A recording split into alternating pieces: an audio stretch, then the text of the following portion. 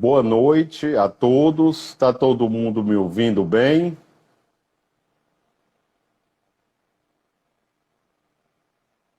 Boa noite a Paola, boa noite a Claudinha, Yasmin, Muriel. Estão todos me ouvindo bem? Alguém poderia dizer?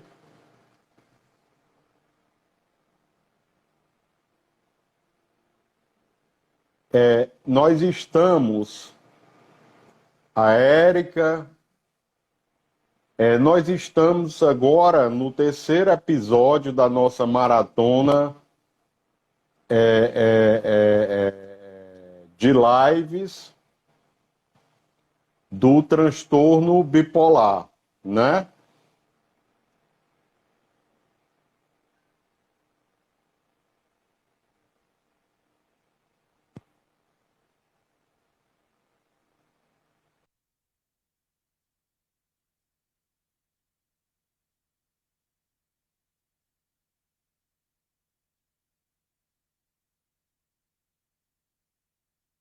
Sou psiquiatra, psicoterapeuta, doutor em ciências médicas pela Faculdade de Medicina da Universidade Federal do Rio Grande do Sul e por 2 anos seguidos fui eleito o cientista mais citado do mundo, um dos mais citados do mundo no campo da psicologia e da psiquiatria. O áudio está bom?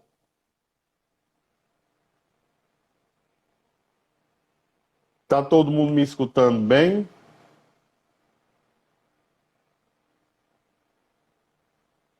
Deixa eu convidar mais uma vez o Ciro.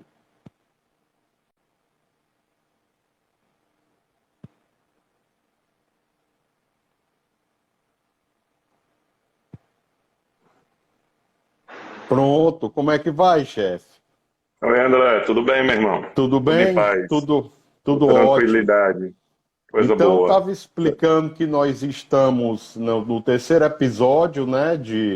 Já me apresentei e que nós estamos no terceiro episódio da nossa maratona de lives do transtorno bipolar, né? Que é uma maratona importante, de um tema extremamente relevante em termos de saúde pública, e que eu vou fazer um breve resumo do que foi discutido para contextualizar essa live que é das mais importantes dessa maratona, né? Então, o transtorno bipolar afeta entre 2 a 4% da população, não há uma preponderância clara entre os gêneros, então quer dizer que a prevalência é mais ou menos similar entre homens e mulheres. O transtorno bipolar, existe o transtorno bipolar do tipo 1, que ocorre com mania e com depressão. Tipo 2, que é uma mania mais branda, a hipomania e a depressão. E existe o espectro que inclui a ciclotimia, que são sintomas hipomaníacos que não chegam a fechar o diagnóstico para sintomas para um episódio hipomaníaco e sintomas depressivos que não chegam a fechar um diagnóstico de depressão, né? Ciclotimia, que é aquela pessoa de lua que se chama, né? Também nós discutimos que no início do quadro, muitas vezes existem gatilhos para as crises, e aí a importância da intervenção precoce nesse quadro.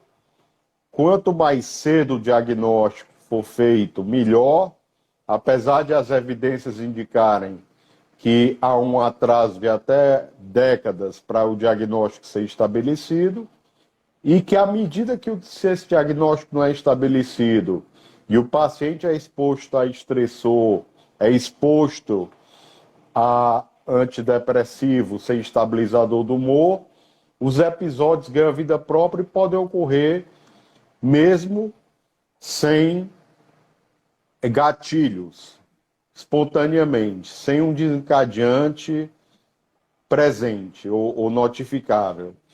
Então,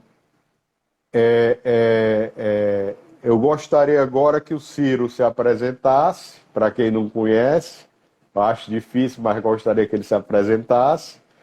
E nós vamos dar seguimento a essa live que é sobre os gatilhos e as intervenções psicoterápicas do transtorno bipolar, para o tratamento do transtorno bipolar. Obrigado, André. Eu não sei se tu avisou antes de eu entrar, mas quem não assistiu o episódio 1 e 2, ele está gravado no canal Psicointeligência e no canal da Saúde Mental. São canais que você pode achar no Instagram ou no YouTube, né? André, eu sou Ciro Memória, sou terapeuta cognitivo-comportamental há 16 anos, né? Atendo casais individual. Atendemos juntos já numa parceria, eu acho, há quase 15 anos, né? Eu acho que foi logo no começo. E hoje a ideia é falar dos gatilhos e de algumas estratégias. Claro, não temos tempo para falar como seria uma terapia para transtorno bipolar, mas pelo menos para fazer um desenho. Eu acho que a nosso próximo encontro, na quinta-feira que vem, a última parte da maratona, nós vamos falar um pouco mais sobre hábitos de vida e vai complementar essa parte terapêutica. André, falando em gatilho, alguns são mais conhecidos, né, como o uso de drogas, listas ou ilícitas, e uma relação muito direta, mesmo no consumo moderado, chamam de social, existe sim uma repercussão no quadro de humor. Mas antes da gente entrar nessa parte dos disparadores, é importante a gente lembrar que o cérebro humano é um órgão que, por algum motivo, nós não queremos enxergá-lo como um órgão do corpo humano. É como se ele fosse algo perfeito, complexo demais e que não precisa ser cuidado. E se a gente pensar, todo mundo nasce com alguma predisposição ou a uma doença de pele, ou uma doença autoimune, ou a hipertensão, ou a diabetes. Então, nós aceitamos bem isso, que eu possa ter uma predisposição a problemas gástricos, a alergias. Não quer dizer que vai disparar, mas existe uma predisposição. E a bipolaridade, o transtorno bipolar, não é diferente disso, é só porque a gente está falando de uma diferença bioquímica no cérebro, que é uma predisposição. Assim como é no estômago, como é na pele, é tratar o cérebro como órgão e essas alterações com a mesma atenção que a gente faz com o resto do corpo. Medicação, autocuidado, mudança de hábitos de vida, né? É só salientando isso, porque algumas pessoas mandaram uma mensagem, é genético mesmo. Cara, a maioria das nossas doenças, as doenças mais importantes e crônicas, deve ter uma marcação genética, não necessariamente vai me transtornar, mas existe um marcador genético importante, né? E é importante também a gente diferenciar 3 tipos de fatores. Tem um fator predisposicional, ou seja, aquele que é um fator que predispõe o indivíduo a uma determinada acontecimento. Fator precipitador, ou seja, o gatilho, o disparador é aquele que acorda o evento. E o manetedor, ou de manutenção, é aquele fator que mantém o evento acontecendo. Hoje nós vamos falar de vários gatilhos, de precipitadores, mas claro que nos nossos 2 outros encontros nós falamos sobre a predisposição, né? Então é um conjunto. E algum desses gatilhos de hoje também ajuda a manter a crise, ou a virada maníaca ou depressiva. E o primeiro ponto que eu iniciei, agora eu vou voltar, é em relação ao uso de drogas, listas e ilícitas. Eu queria que você explicasse, André, como é que existe essa interação, tanto com a medicação, como com o transtorno bipolar em si. De verdade, é muito importante entender que até 50% dos pacientes que têm transtorno bipolar preenchem critério para transtorno por uso de substância, pelo álcool, tabagismo, o cannabis e outras drogas como a cocaína têm um papel muito... perpetuam as crises e tornam o tratamento, a estabilização desse quadro, a prevenção das crises muito mais difícil, né? Por exemplo, o álcool, eu costumo dizer que mesmo em quantidades moderadas, muitas vezes é um veneno para o paciente que tem transtorno bipolar.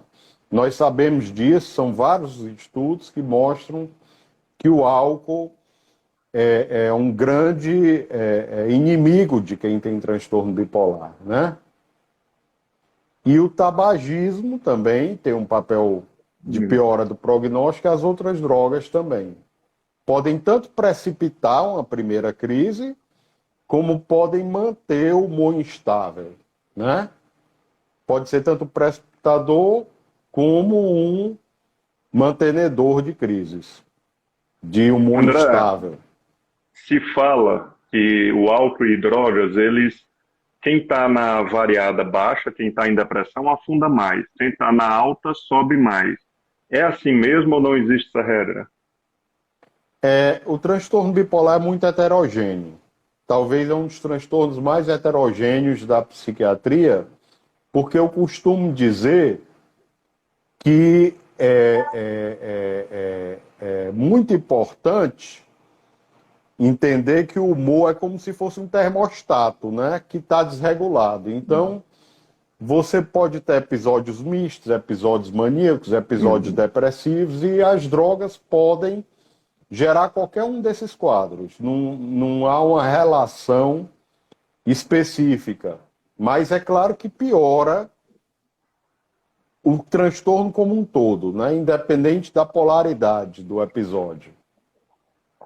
Uma das funções, André, eu acho, desse nosso episódio da maratona, é porque existe uma falsa impressão de que um paciente bipolar mudou do nada. Ele estava bem e absolutamente do nada, sem nenhum motivo, o humor dele virou. E o paciente bipolar, ele geralmente diz, não é do nada, geralmente tem um disparador, tem um gatilho. Então a ideia da nossa consulta hoje é que tanto os pacientes como os familiares ou pessoas que convivem com alguém com esse transtorno entenda que raramente a virada é do nada. O que é preciso entender esses gatilhos para fazer o somatório deles e entender o que aconteceu. E um outro gatilho também muito relevante, André, não só no bipolar, mas em outros transtornos, é a perda de sono, né? Um prejuízo no sono. Como é que Privação isso do sono. afeta? Isso, a privação. Como é que isso afeta a crise? Se é mais para depressão, mais para mania? Definitivamente mais para mania. Porque existe, mesmo as moscas da fruta, pessoal, existem moscas que são notívagas e moscas que são diurnas. Tem hábitos diurnos e noturnos. É um dos genes mais preservados na evolução. E quem tem transtorno bipolar tende a ter o cronotipo vespertino ou noturno. Então, tende a dormir mal. E quando se dorme mal, é um sinal de alerta. É um sinal de alerta de que o quadro não está estabilizado, de que tem que haver uma higiene do sono. A insônia não é um diagnóstico, ela é uma manifestação do transtorno e não se pode medicalizar sem antes tentar a higiene do sono. A higiene do sono é um dos maiores aliados no combate, na melhoria do sono, né? E eu queria te perguntar, Ciro, qual o papel da psicoeducação no tratamento do transtorno bipolar? André, o primeiro trabalho, a psicoeducação, são explicações com base científica que devem ajudar o paciente a compreender melhor o que está acontecendo com ele para que ele possa gerenciar melhor suas reações.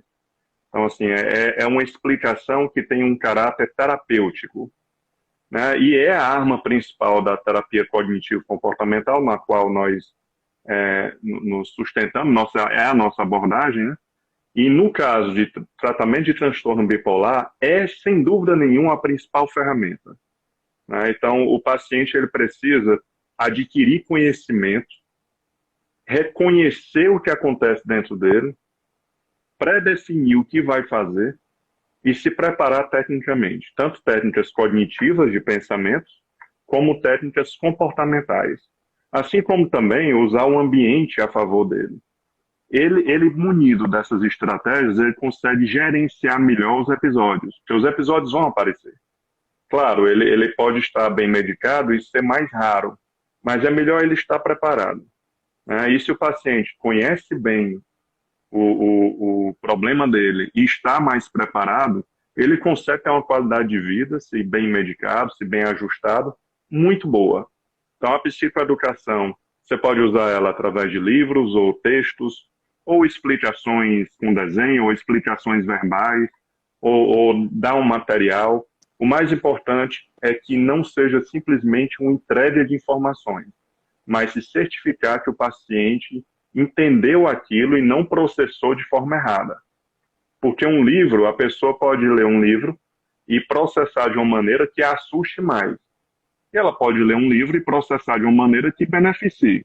Então, cabe ao profissional ter esse cuidado de tirar as dúvidas, de estar atento à percepção do sujeito sobre a explicação, né? E nós temos uma certa resistência e dificuldade de estudar essa parte biológica, né? Nós dedicamos muito tempo ao estudo da intelectualidade, da espiritualidade, mas esquecemos, negligenciamos essa relação da biologia com a psique, né? E é uma relação muito direta.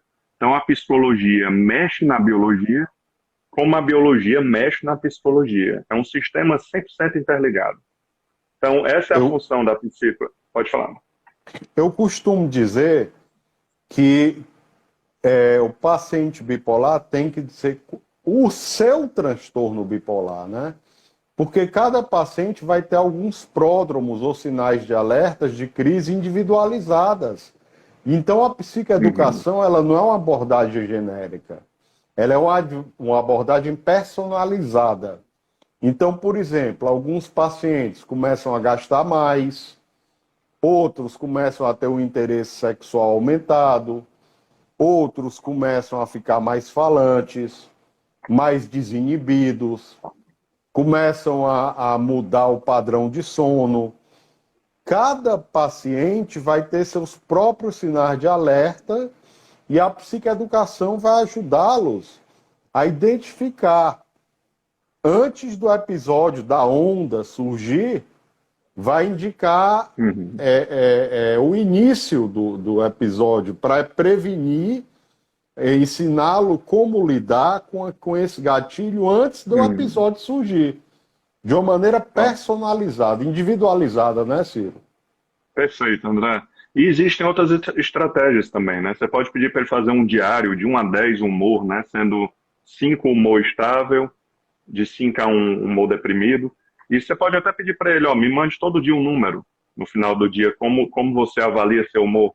Que aí o terapeuta, ou pedir para também enviar para um grupo familiar criado para o cuidado dele, né? O apoio familiar é uma das peças fundamentais no tratamento de alguns casos mais severos, né? E esses números vão nos deixando em atenção. Porque é mais fácil o paciente dizer está nível 7 do que dizer estou hipomaníaco. A maioria dos pacientes, principalmente do tipo 2, em hipomania, eles não querem acabar com aquele bom momento, né? Então é mais difícil eles admitirem que podem estar hipomaníacos do que dizer um número. Então, assim, o número é algo bem mecânico, mas funciona bem. Dá para você criar até um gráfico, se quiser, do humor. E é bom para correlacionar com o ciclo menstrual, se for mulher, né? Que tem uma relação importante de disparo, né? TPMs podem disparar uma crise bipolar. O pós-parto é interessante para fazer um desenho e um estudo do caso. Como cada caso é diferente, esse tipo de técnica é bem utilizada. Mas, principal, o paciente tem que entender que o que é que vai ser automático na reação dele e aonde ele pode intervir. Então, todo ser humano, com ou sem o diagnóstico de transtorno bipolar, deve se conhecer e se preparar para os impulsos, ou seja, para essas sugestões cerebrais que muitas vão nos atrapalhar. Então, assim, nem tudo que a nossa cabeça sugere fazer é bom para o nosso projeto de vida. E claro, se essa sugestão vem com uma carga química muito forte, você vai ter que estar mais preparado para identificar, questionar e dizer não para esse pedido. Então, se eu estou num estado dopado, com muito excitado, eu vou ter que ter mais preparo para transcender esse comando, né? Não ceder a esse impulso. Então, o sujeito tem que entender que, se ele estiver na alta, as memórias positivas vão estar mais disponíveis. Se estiver embaixo, as memórias negativas estarão mais disponíveis. Se ele estiver na alta, ele vai estar mais otimista. Se estiver na baixa, mais pessimista, desesperançoso. Então, ele sabendo disso, ele começa a identificar o que é dele, legítimo, e o que é da virada, de cima ou de baixo. Então, ele pode dizer, eu estou muito feliz, muito bem, mas, cara, pode ser que o meu humor esteja alterado. Eu dormi pouco, estou bem aqui, estou um pouco mais sexualizado, então pode ser que eu esteja. Necessidade diminuída de sono, né? É um Perfeito. sintoma importante. E a hipomania, como a gente enfatizou bem, é mais sutil do que a mania. A mania é um diagnóstico mais confiável da psiquiatria, é muito óbvio, mas a hipomania, o indivíduo tem uma euforia mais branda, fica mais produtivo, pode até gostar, melhorar o funcionamento. E aí a importância do cônjuge, por exemplo, do familiar, do filho, da filha, de chegar para o médico, de conhecer, né? Então, eu digo, a gente educa famílias bipolares. As intervenções familiares são muito importantes, né? Que não só, e essas lives têm como objetivo transmitir conhecimento aos familiares, para que eles saibam identificar, né, esses gatilhos, esses sinais de alerta antes das crises, para que a gente possa, como profissional, intervir precocemente antes que o episódio surja, antes que a crise surja. E um dos disparadores, André, são eventos negativos na vida, um divórcio, a perda de alguém, um muito luto. importante. E claro, cada pessoa vai processar aquele evento de uma maneira. Tem gente que vai dar mais peso, mais leveza. A cabeça de cada um processa de uma maneira, né? Então a gente não pode dizer que todo bipolar vai processar mal um evento.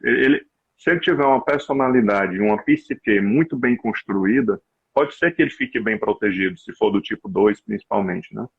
E outro ponto que a gente mal fala, às vezes uma boa notícia, ganhar na Mega Sena, estar apaixonado, nascimento de um filho, às vezes a excitação de uma grande boa notícia pode também precipitar e disparar um quadro, principalmente hipomaníaco ou maníaco, né? A gente ou mesmo depressivo, né?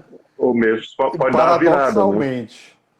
É porque eu costumo dizer que o comportamento humano e a mente humana é paradoxal por natureza. E a intenção paradoxal é muito importante. Talvez uma das abordagens terapêuticas mais efetivas, né, baseada em evidência. Então, às vezes o paciente diz, doutor, está tudo bem. Eu digo, sim, mas o que é que poderia melhorar? Está tudo mal, mas o que é que tem de bom? Né? É o paradoxo.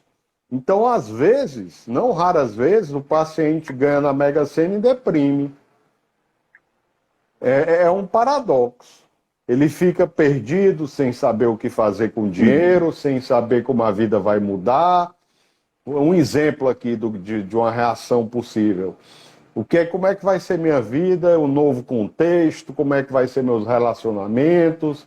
Eu tinha meus amigos simples que me abraçavam sem interesse, agora vai haver um interesse nas relações, não vai? Como é que isso tudo vai acontecer? Vai mudar a minha vida? É o que acontece, por exemplo, na psicologia do esporte, né?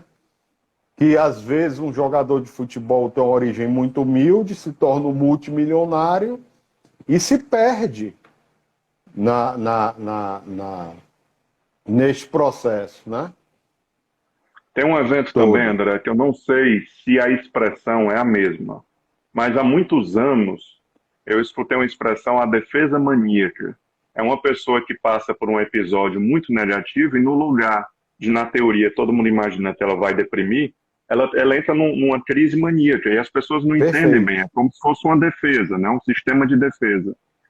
Ainda se usa essa expressão, defesa maníaca, ou está em desuso?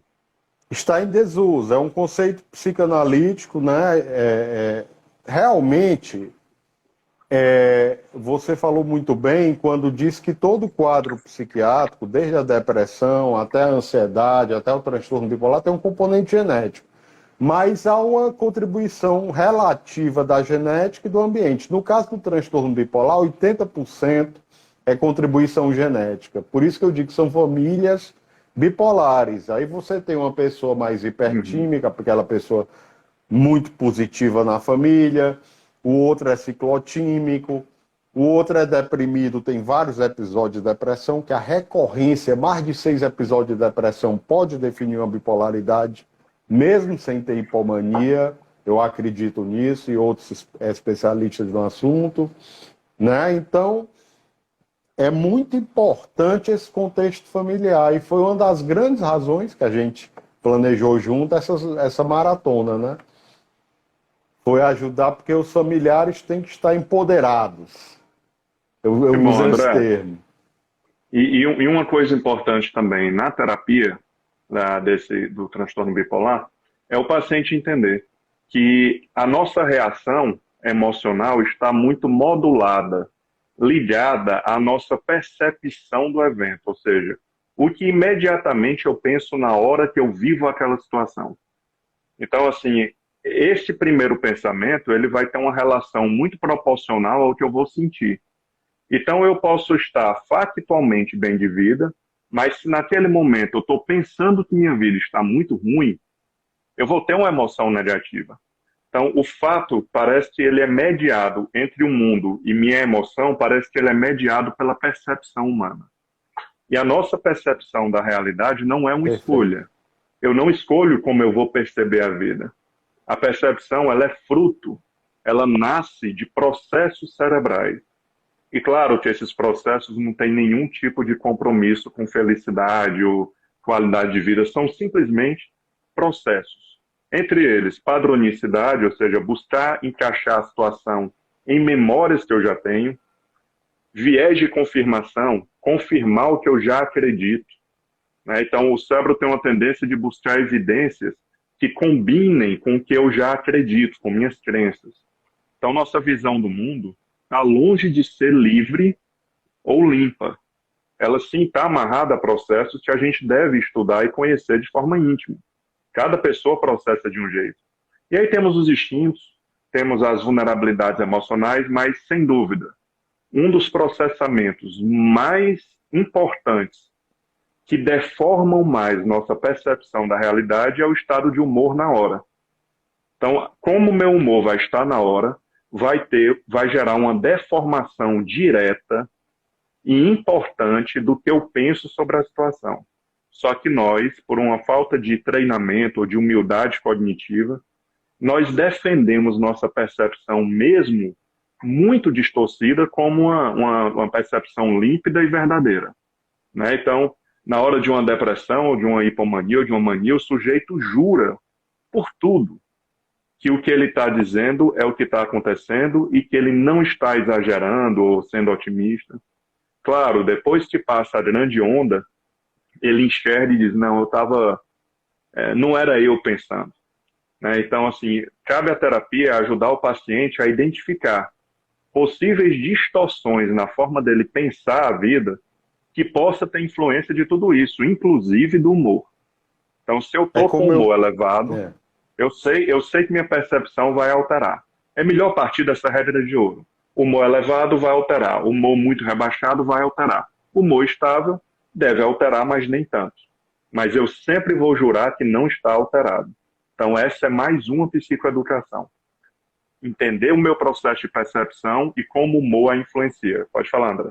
E como o pensamento, né, e as crenças centrais podem ser mudadas com a terapia cognitivo-comportamental. Como eu digo, imagine duas pessoas caminhando na beira-mar, né?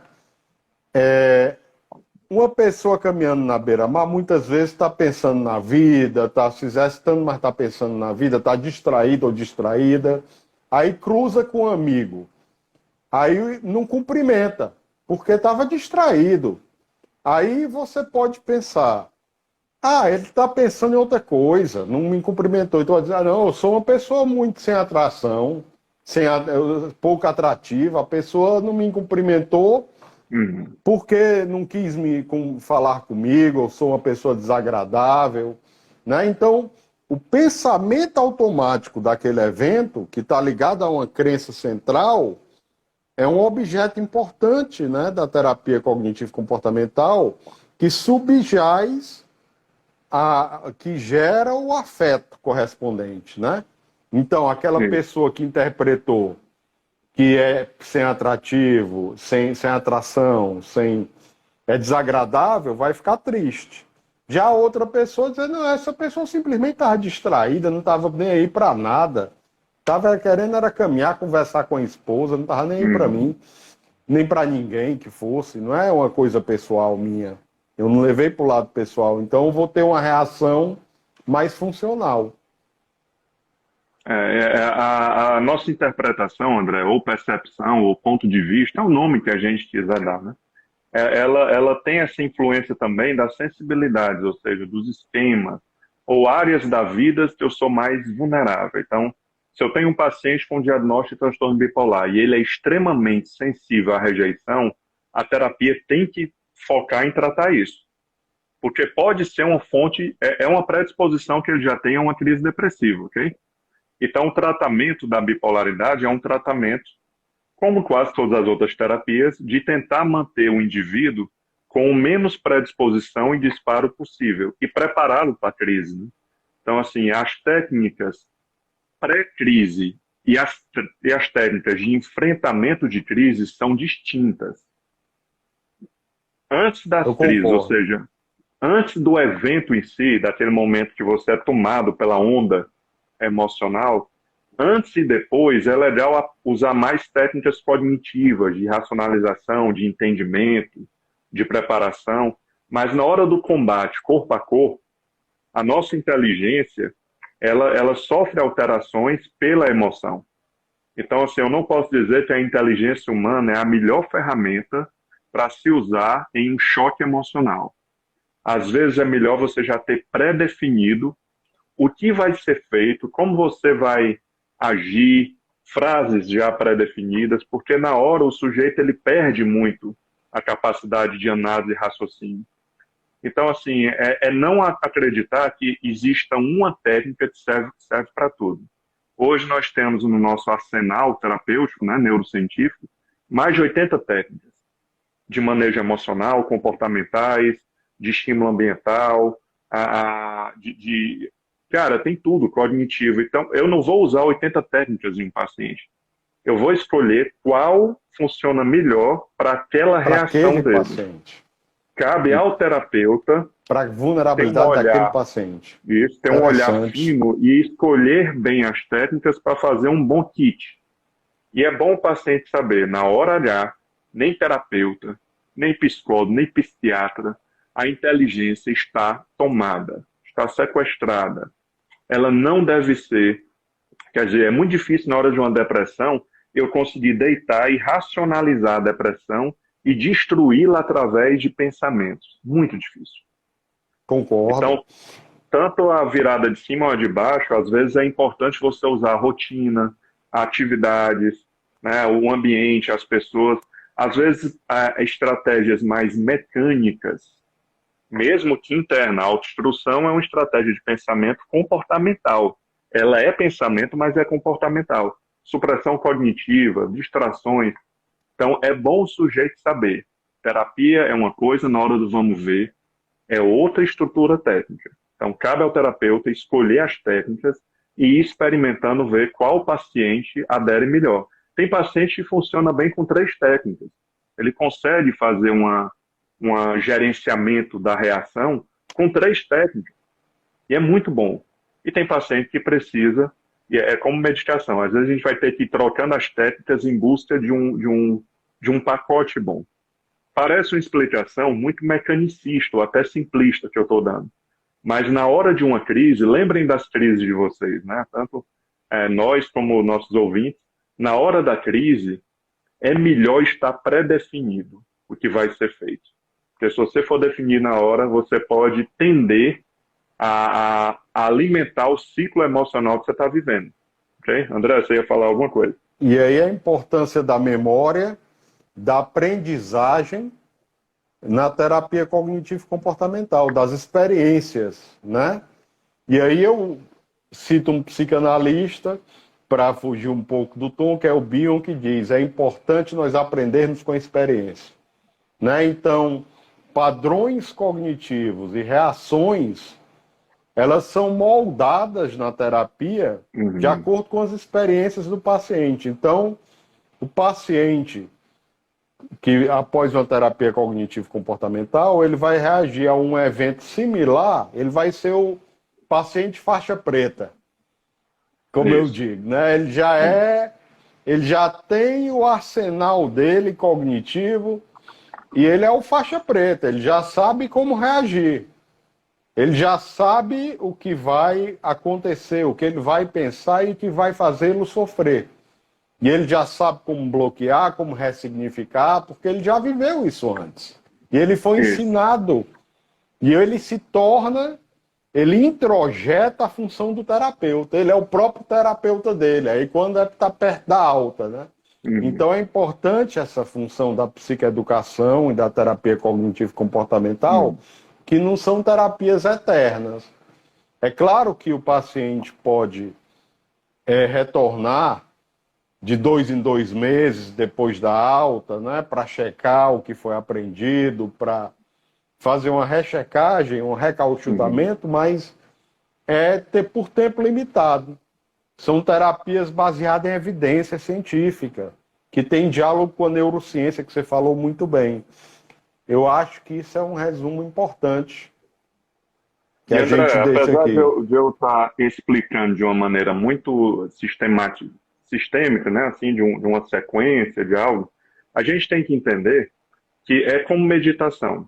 Nas primeiras vezes que você tenta meditar, claramente você pensa: eu nunca vou conseguir fazer isso. Porque nós temos uma dificuldade de admitir que daqui a 1, 2 anos eu vou estar meditando bem.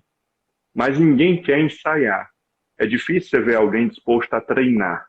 As pessoas querem jogar bem, mas não querem treinar. A psicologia, a psicoterapia, do mesmo jeito. Essas técnicas, elas são mais difíceis de aplicar no começo, mas depois de 1, 2 anos que o sujeito está aplicando, como você disse, já vira quase um padrão dele.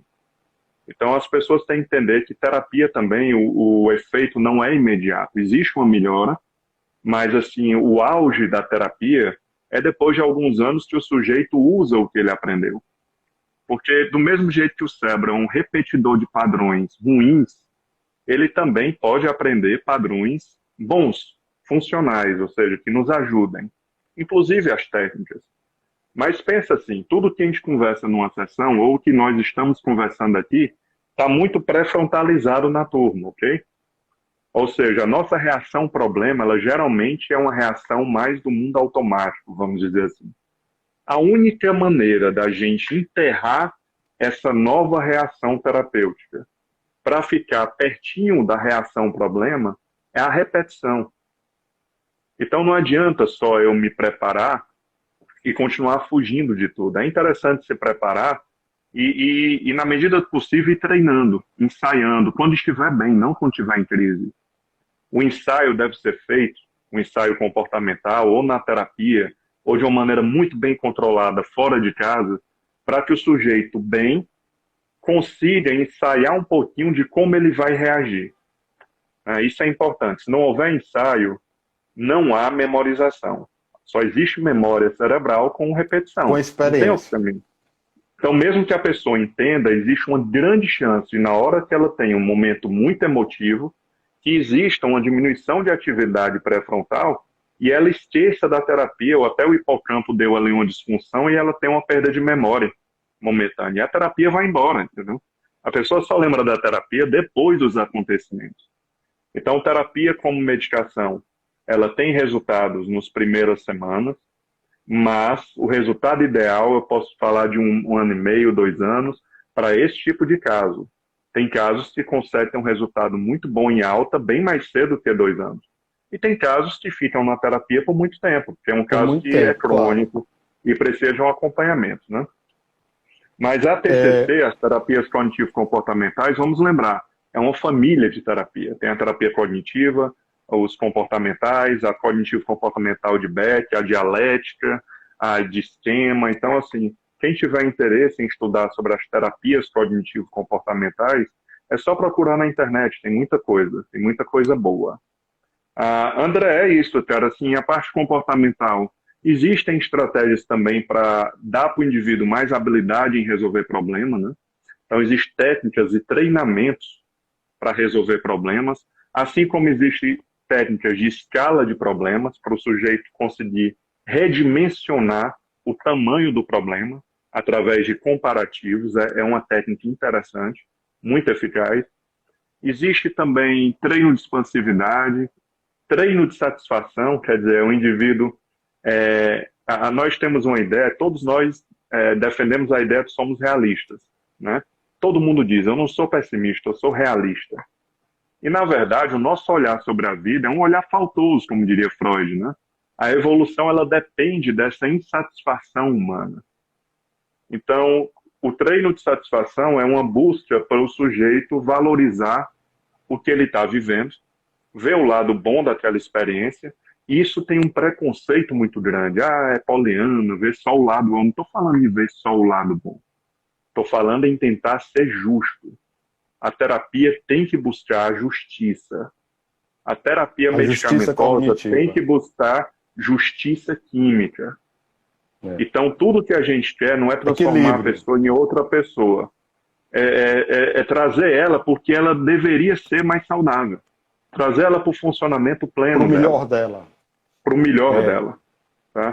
Eu queria agora, então, eu acho que nós exploramos bastante o tema e queria dar as considerações finais e depois o Ciro dará as considerações finais dele. Então, eu acho que, em resumo, a gente viu que a psicoeducação e a terapia cognitivo-comportamental são ferramentas indispensáveis no tratamento do transtorno bipolar de longo prazo, para prevenir crises, para descobrir pródromos, que são sinais de alerta para novos episódios, para fazer o paciente conhecer o modelo e como a mãe conhece o filho que está na barriga. É personalizada e a família tem um papel central no tratamento. Nós tratamos famílias bipolares, né? A família é muito importante, aliado, porque pode ajudar quando o paciente não está com insight, não está com condição de identificar o quadro, pode alertar o terapeuta, né? E, para finalizar, eu gostaria de dizer que nós temos uma próxima live da Maratona de Transtorno Bipolar na próxima quinta, às 20 horas, crucial, que vai na relação corpo-mente, mudança de estilo de vida, é crucial essa próxima live, última, e que a partir do dia 12, no sábado, às 18 horas, eu vou estar com um colega, outro colega e amigo, que é o André Barbosa. Nós vamos ter uma maratona de lives sobre depressão. 4 lives também sobre depressão, né? E eu conto com a participação desse público tão seleto que nos uniu até aqui e que com certeza vai estar presente na nossa próxima live. Então, eram essas minhas palavras. Boa noite a todos.